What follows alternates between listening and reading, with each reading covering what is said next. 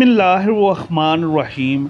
अम्मा आशा रज़ी अल्लाह ताला अन्हा फरमाती हैं, एक दिन हुजूर सल्लल्लाहु अलैहि वसल्लम घर आए। मैंने देखा आज हुजूर सल्लल्लाहु अलैहि वसल्लम बहुत खुश हैं। हुजूर सल्लल्लाहु अलैहि वसल्लम जल्दी में कोई चीज़ उठा के जाने लगे। मैंने रास्ता रोक लिया कि मैं नहीं जाने देना।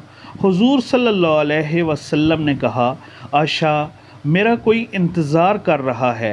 अम्मा आशा रज़ी अल्लाह ताला अन्हा ने कहा, हुजूर सल्लल्लाहु अलैहि वसल्लम लोग तो आए ही रहते हैं, मेरी भी बात सुन लें। हुजूर सल्लल्लाहु अलैहि वसल्लम ने फरमाया, अच्छा बताओ क्या बात है।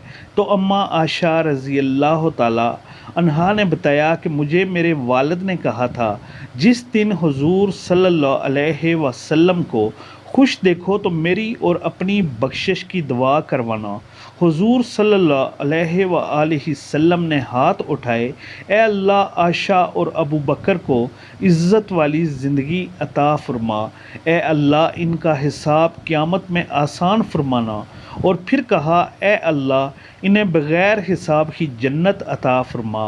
हुजूर सल्लल्लाहु अलैहि वसल्लम दुआ मांग चुके तो खुश हो गई हो?